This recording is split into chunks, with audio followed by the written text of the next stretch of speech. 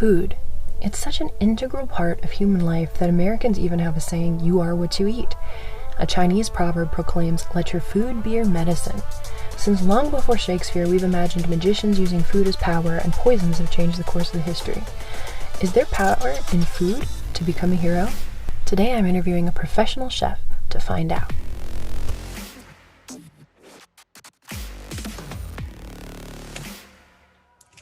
Hello there, superhero team. This is Jen Finelli, and I am joined today by Giang, who is a professional chef. I want to start off with the questions that I know you all are asking.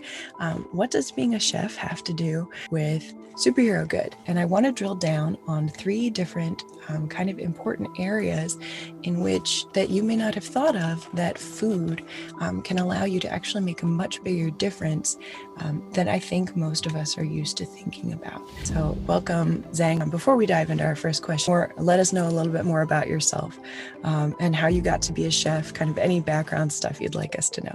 Yeah, I got to be a chef because there was a point in my life where I was making money, but not with fulfillment. And I was watching a lot of Anthony Bourdain at the time and seeing him travel the world. And there was always a language barrier between him and other parts of the world. But they were able to connect, they were able to communicate. And that led me to kind of follow this thought path that says, how do I service myself with the rest of the world in a way that feels fulfilling to me, right? And I came to the US as someone that didn't know English, and I was able to connect here first before anything else was with food. And so it kind of brought me back to those kind of roots. And I was like, I thought about that, and I was like, that sounds nice, and the more I thought about it, the hotter the pot got, and it boiled over, and I couldn't contain it anymore, and I had to pursue something that I really loved, which was food. And I wanted to be able to service the world through food, regardless of language and cultural barriers. That is phenomenal. I love that idea of food as language. And I mean, we've seen food as language historically being so important that it could be that the reason that the Vikings and the Amerindians first had violent clashes was actually because of food, because of miscommunication with food. The Vikings brought lactose-containing foods, which they fed the Amerindians, who interpreted that as being poisoned because they were lactose intolerant. Right? No way. So, and they were all chased back to their boats except for one pregnant Viking. She couldn't make it, and she lived by herself in North America for like 6 months until they came back. She gave birth as well, and hung out in the woods taking care of herself.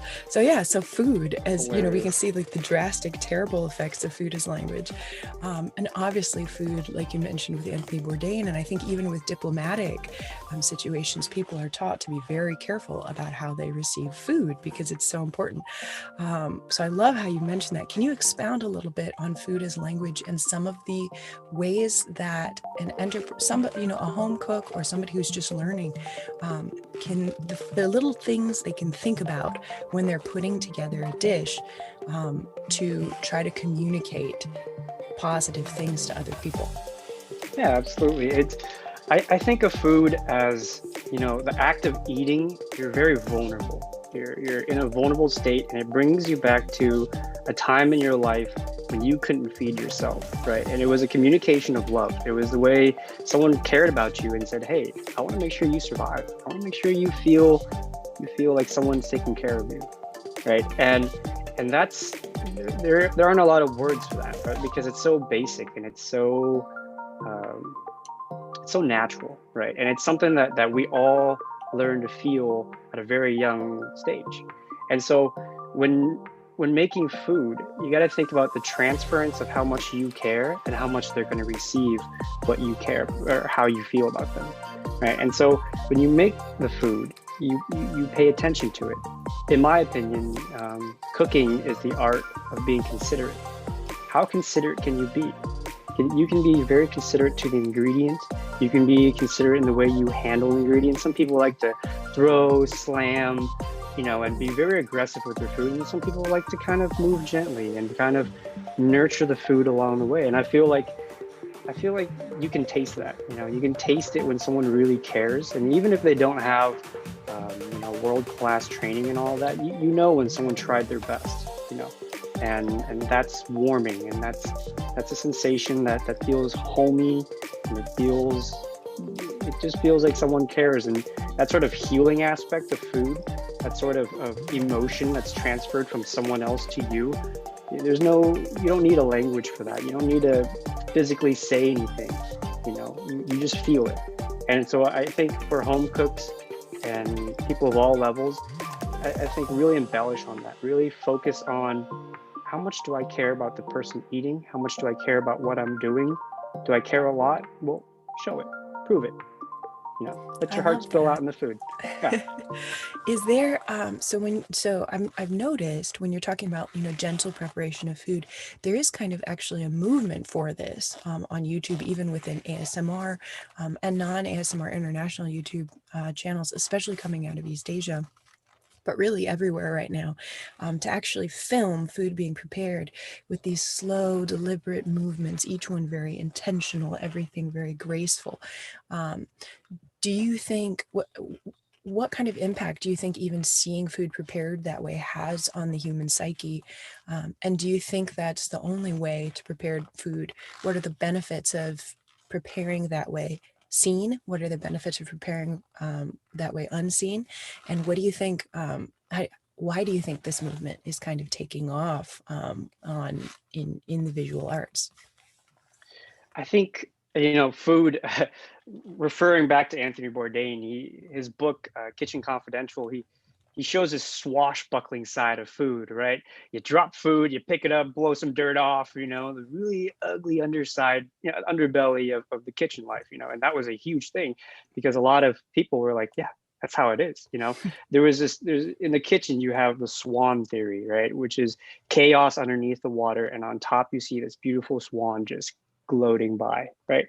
And that's been the culture that was kind of echoed for a couple of years now, and it's a really prevalent thing. And so with that, a lot of people I think there was a culture of mistrust when it comes to eating food. There's a little bit of, oh, they don't care, or, whatever that is. But then as the rise of the celebrity chef came, people got to see what it's like when people make food, And with that, I think it created this culture of like, how do I make the food even more delicious? I need to speak and communicate on an emotional level with someone, right? And nobody wants to see your food getting slapped and thrown around. It says I'm transferring this aggressive energy in there. It says I lack confidence and I don't really care that much, right? But when you're intentional and you know a piece of fruit can bruise very easily, and you turn your wrist and just gently set it down, right? It says I'm caring about the little pods of juice that are in there, and I want the pods to speak when you eat it. I want all the flavors to be there, and they're not bruised. They're taken care of, like you, and like how I want you to feel, right? Is how I want you to receive this food. And so I think that culture that's springing up right now stems from that. Is stemming from this realization that food is emotional, right? And with these emotions, how are you going to transfer these emotions, right? It war for peace doesn't quite make a whole lot of sense, you know. So I That think that's where that goes. That's really, really cool. I love that. Do you, so you've talked about a couple ways that you can kind of really communicate care when you're speaking through food, whether it's to a family member or perhaps if you're serving at a diplomat's dinner. You've talked about ingredient selection. You've talked about movement, how things are being how the ingredients themselves are being treated during the process. I wanted to touch a little bit before we move from kind of the individual microcosm to the kind of bigger implications of food. um, I wanted to ask a little bit about specifically how presentation, because I think there's a lot that we those of us who are don't have any kind of training, if we watch a cooking show, we'll see they like wipe the plate or they do these little things, and we don't really know what the rules of presentation are, to communicate what.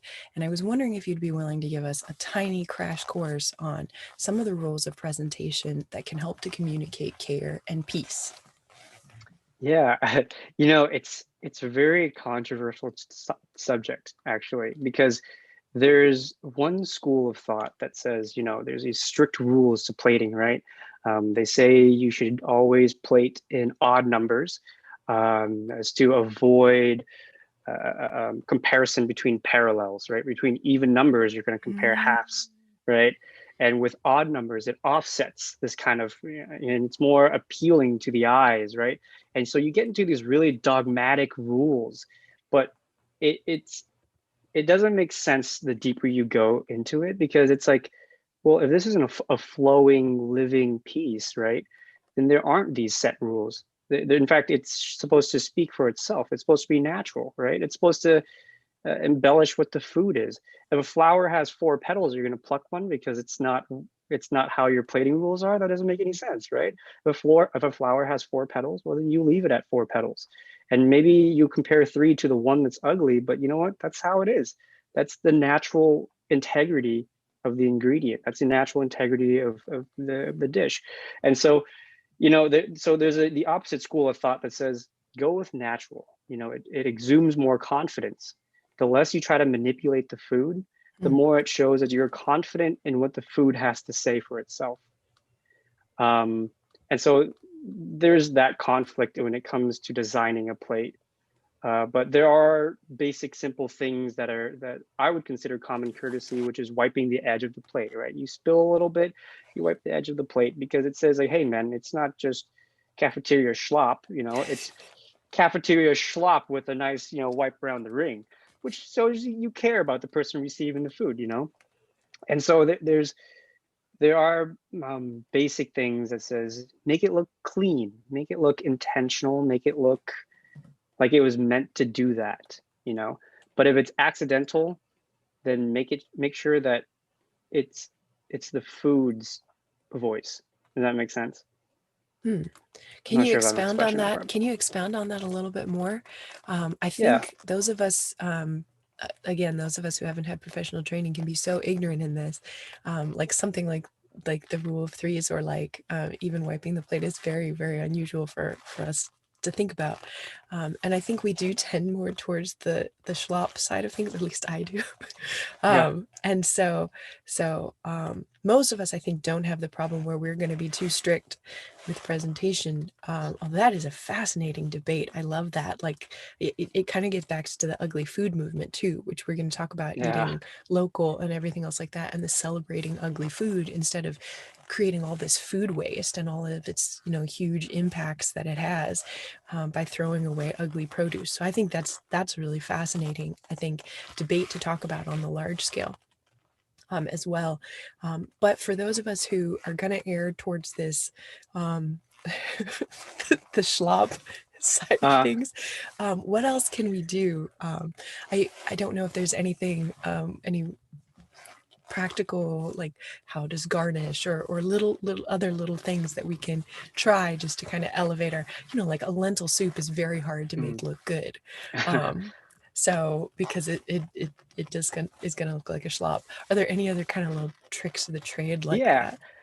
that? So actually, it's funny that you bring up like something like lentil soup. So, there's kind of like this hidden secret rule that is oftentimes spoken of, with chefs who try to do pasta, too fancy, too pretty, and they're trying to fit into this edge, and it has to be sculpted a certain direction, and the main thing that most people are going to say about pasta is it's got to be like the way grandma made it, right? It is just going to be a pile on the plate, because you don't need any more than that. It doesn't, it's not a dance, it's not a flow. It's the noodles, it's the sauce, it's the cheese, it's the parmigiano, and it's on the plate, and that's all it is. That's all it needs to be, right? Because and sometimes it's hard to distinguish what deserves the extra attention and what is just perfect the way it is, right? And but you got to remember that it comes back to communicating from the heart, right?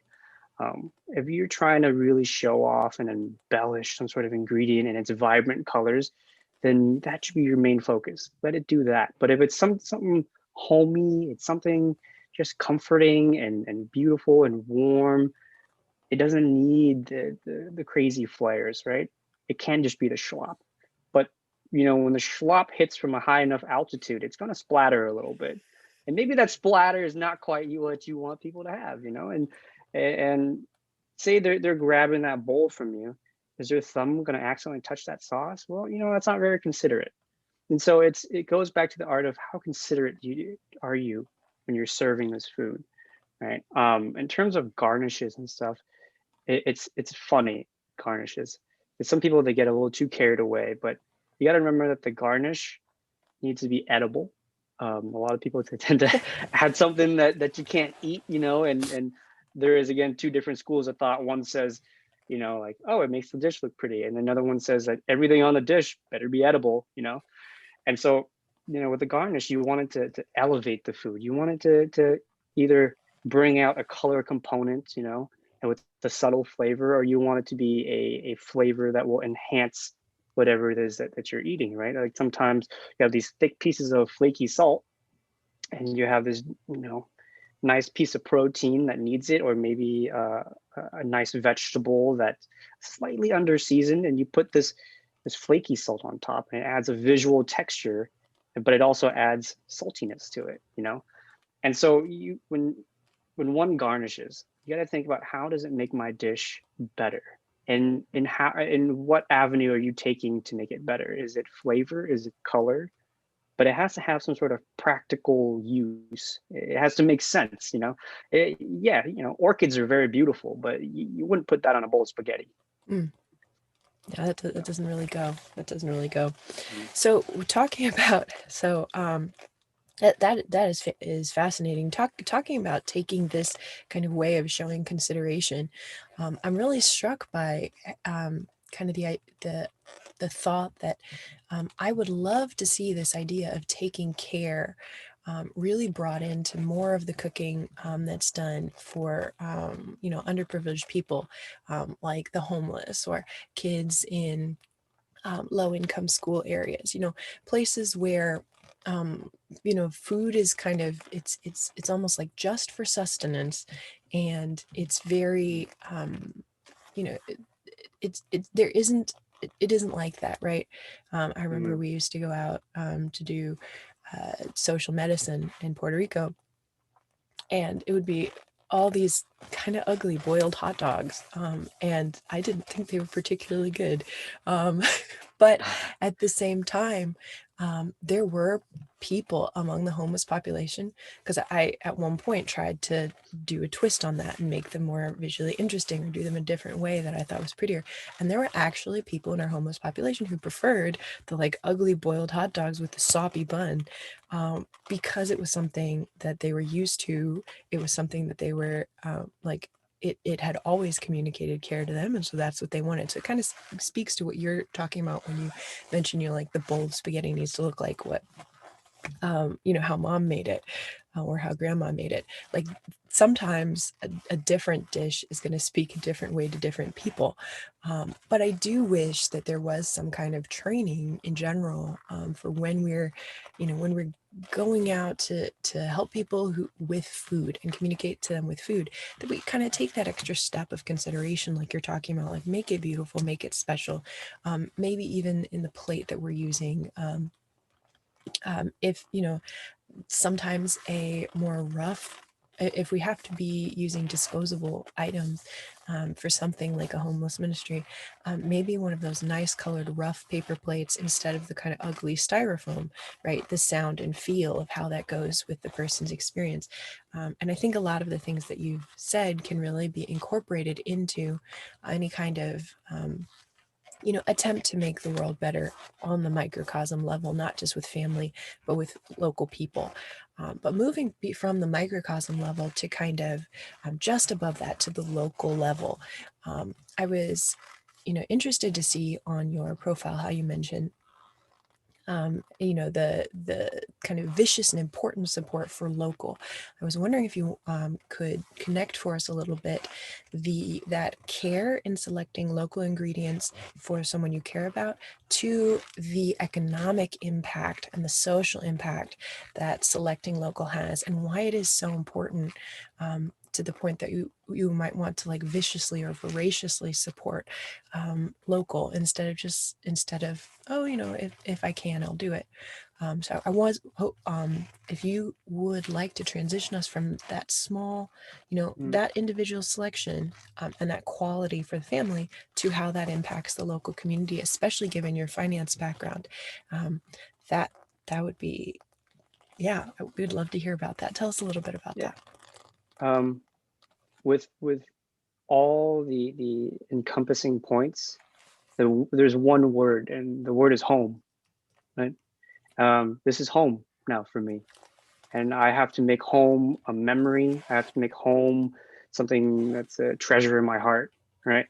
And that involves digging my roots into the soil and tasting what the soil tastes like, right? I have to extract nutrients from this soil that my roots are digging into, and it has to feel like home. It has to taste like home.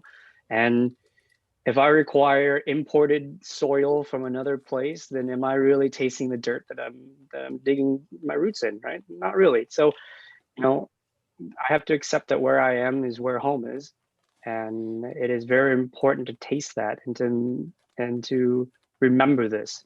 And if in the off chance that I uproot and go somewhere else, I will remember what home tastes like when it's brought up, right? Um, it's important to me because as a chef that was here, I got to meet the people behind the dishes, right? I got to meet. I worked afternoons and weekends, right? When people went out and spent time with their family, I was the guy that served those memories to people, and being behind there, and all the people that were with me, front of the house, back of the house, my chefs, they were all family to me, right? And we all snacked on the little bits that didn't make it to the table, and there's something about that says, this is family, this is home. And so to support local, just ingredients, right, means to taste home. To support local chefs means to support the people that make the environment that reminds you of home. And and now that I'm a mortgage loan originator, I'm able to help people get into homes, right? I like to think of the careers that I choose as a middleman or an ambassador of some sort, or a catalyst between one ingredient and taking it into an ingredient of comfort that people can consume. And so, as a mortgage loan originator, I learn a lot about these legal jargons and all these different hoops that you have to jump through to get a loan for a home. Mm. As a chef, it's like alchemy, right? You take these raw ingredients that you probably wouldn't eat raw most of the time, and you apply heat, you apply technique, you apply care, and it turns into something that you find comforting, like home. And so, at the end of the day, it's about being home wherever you are, um, and supporting local means making people miss this place when they're not here. So, I want people to miss this place, if ever they're not here, and if they are here, I want them to feel like, yeah, this is a good place to be. So it's that's the root of my thinking. I love that. That makes so much sense. Yeah. That makes so much sense too, as well. And of course, there's obviously large sustainability implications with decreased transport costs, Mm. the decreased cost, which causes, decreased carbon emissions, and, increasing the pool of money here in the area versus the more food you're transporting across state lines in the United States, the more money is leaving and going to the federal government, it's leaving the private sector via transport tax and everything else like that. So you have, so financially, obviously, you are by supporting local, also making a large difference for the environment, making a large difference for your to strengthen the economics of your local community, and kind of putting that money where it is. And it, because less food is, dies because of the waste of transport, that also makes a huge impact on the uber national scale. I don't think people Hmm. realize that if food waste were a country, it would be the third largest carbon polluter country in the world. It would be, that's ahead of most of the other countries in the world. I mean, that's Yeah. stunning. And a lot of stuff is wasted because we have, transport makes a difference. And obviously, more than I do about quality, and how that's going to affect the quality of the food as you have to transport it. Um, on the health focus, as a physician, the only honey that's been shown to actually, people want to talk about the magic of honey, but the only honey that's actually been shown to have a health impact on the allergen level is local honey, right? Because it's your Hmm. local flowers and local allergens that you're dealing with. So there's definitely, a lot. There's kind of a lot going on in that realm as well. If you don't mind, I actually would like to hear a little tiny bit more before we close on the kind of what you mentioned about using. You've mentioned all your careers are kind of like creating home, and coming from the chef background. What moved you into the mortgage loan kind of direction, and where do you see yourself going afterwards, if that's not too personal to Yeah, ask? no, it's perfectly fine. What pushed me there was the pandemic. Actually, it was one of those you know games in a like Chuck E. Cheese, where you put in a quarter and there's a machine that keeps pushing, and every Mm-hmm. quarter you push in pushes things a little further in the edge, a little further in the edge. And as the months passed by during shutdown, it made it abundantly clear that it would be very hard for me to have a future where I can have a family, um, a future where I can, yeah, actually, it was just pretty much just that, is have a family in this kind of climate. I originally had plans to, settle all my debt and then just travel the world and be a nomadic kind of chef for a couple of years and then come back and open something, open something up that's from my heart, something that I really want to do. And but that quarantine kind of showed me how fragile the chef world is, and that fragility does not allow stability. Mm-hmm. Um, and the sort of sacrifice that would have meant that my aspirations to settle down and have a family would have been pushed back way more years than I had patience for. So I realized I had to do something more stable, um, that was still fulfilling, and that would allow me to have passion projects. And I did a lot of research into what can I get into, right? How can I generate income and still be able to have passions, something that doesn't consume me entirely. Mm-hmm. And I found this. I sat on the idea for a very long time because I felt like I was disappointing a lot of people, leaving the culinary world. Uh, I felt like there was such a big community and I didn't want to leave that community, Mm-hmm. but I had to, because it's just, there were people that wanted it more than I did, you know, and I didn't want to be competitive with them. And so how can I help them on the outside? And that's why I now support all my chef friends, whatever adventures they're doing, whatever it is that they're going for. That may be an extra voice, and that's why I like to share their food. I like to share their craft. I'll buy their stuff, test it out, and give them honest opinions about how I feel about them, and then share what they've got.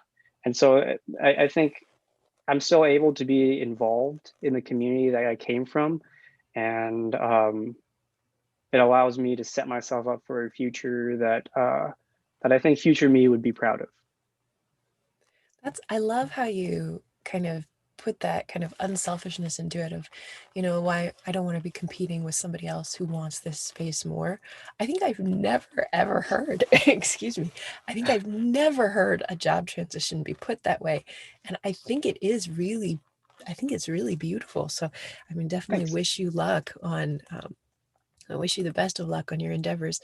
Do you want to give a shout out before we close to any particular chef or to your channel? I don't know if you're planning on uploading again or if that's going to be, how that's going to be as far as a side project or Yeah. do you think that you might like are there any local food organizations in your area or that you want to shout out? And do you think that maybe you might one day use some of those chef skills I don't know, on a volunteer basis or with some of the kind of less privileged populations in your area, or how do you see your kind of food skills be work into like the hands-on skills in the future? I, yeah, it's just kind Yeah. of interesting to hear about your journey. So, Any shout outs that you have?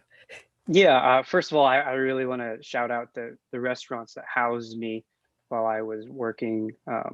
2120, it's right by the Amazon spheres. It's not owned by Amazon or anything. Uh, they're like, I mean, they're exactly like family to me. Every time I go there, it feels like home. It's very comforting. It's a great place. Um, Milan, Chris, Kyle, you guys are, you know, you guys have made an environment that will always be in my heart. Le Coin is a great place in Fremont, and then 84 Yesler is a place down by the ferries. They're amazing people. They've that's probably where I grew the most in my life. It was at that restaurant. They really care about the people that work there. But yeah, I really wanted those people to know that I care a lot about them, and they were instrumental to my growth. In terms of my YouTube, yeah, I'm actually stuck right now. Funny enough, I got a new camera, right, and I got it from a friend, and I just can't figure out how to transfer the files and be able to edit it because I edit everything on my phone. I might have to change that. So I'm just at a weird juncture right now that a whole lot of road stops in there. But that's why I've been paused for a couple months. I just can't figure it out. But anyways, I'm working on that. But in terms of in terms of using my skills, my life's goal, I had this revelation long before I started cooking, was I want to make school lunches free for Mm. everybody. I worked out the numbers, and it's a really big goal. I have no clue how I'm going to get there. Just for 1 year of free school lunches, it's about $10 billion. Wow. And Yeah. that's for every student. Every student enrolled in public school can have one free school lunch. And I don't think that kids should have to pay for lunch in school. That doesn't make sense to me. I remember being new to the US, and I didn't know how school lunches work, and my parents didn't understand English. And I remember there were times where we couldn't afford to pay for school lunches, and I was deep enough in the hole that the lunch lady had to take my lunch back, and I didn't get to eat anything. Mm. And that stung because I know I'm not the first one, and I'm not the last one, and I know that still happens today, and that to me just doesn't make any sense. So it's a life goal of mine to make it free to have one school lunch. If you want another one after that, then that's your responsibility. But the first one should be free, and I think that would keep kids in school. That would keep disadvantaged kids in school, because at least they get food when they're there. You know, um, and I think that's a very important thing to have. So I'm working towards that. I have no clue how to get there. I think But there's some organizations you'd probably be interested in, like Feed America and Feeding the Hungry, both different names. Those are two different organizations. One is Feed the Hungry, and they have the two little. They have three strands of wheat as their symbol, and the other one is Feeding America. And I know that a lot of what they do is also to try to basically make it possible to subsidize school lunches. So it might be organizations you team up with to kind of look into stuff like that. But I mean, it's certainly very it's interesting stuff. I know there are some states also that actually do subsidize school lunches below a certain economic tier, and that will cover it for kids. But I know that's not the case everywhere. I believe that's the case in Colorado, because one of the children I used to work with got her lunches free that way. But yeah, Yeah. it's interesting because there's partnerships to be made, but certainly it's still a big issue. And there's also the kind of, again, the uber national issue that medically you don't perform, your brain does not perform as well with an empty belly. And this leads to, over long periods of bad nutrition, leads to poor brain development and leads to poor opportunities later in life.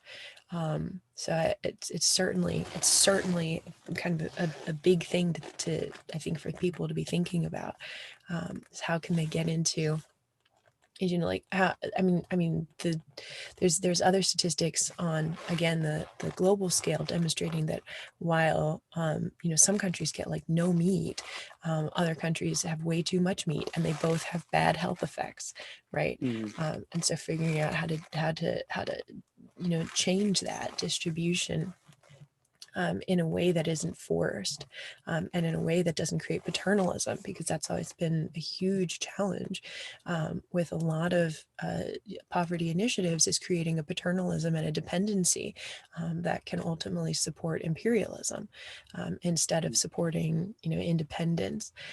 And so how to create that from the ground up, local, and again, becoming very local with that ground up local support. And it kind of gets into that when you're talking about feeding kids anywhere in the world, is how do you bring that up from the local level and make it happen, so that you don't have anybody hungry, and you don't have the long lasting deleterious effects that change what kind of career choice you can have, and change what kind of impact you can have in the world, because your brain has, the development has been altered.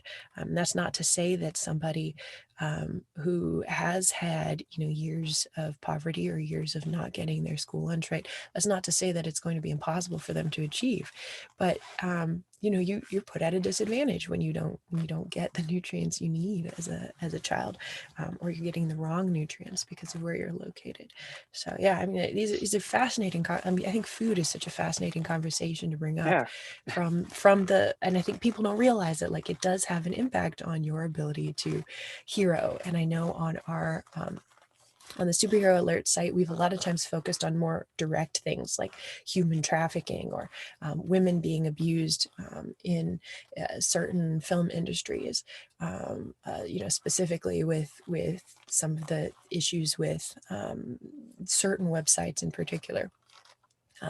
We talk about one, my friend Isabel, who has, her orphanage in Liberia, and, it just saves kids even after she saw during the Liberian Civil War, her brother like hacked to death in front of her, because some of these very like dramatic, kind of like bloody stories we focus a lot on when we think about, and even in our superhero films, right, we think about, Batman punching people out until, but I think it's important to realize, and it's something that I really want viewers to realize once this comes out, that the hero ethos, or the ethos of making a difference, begins with things like food.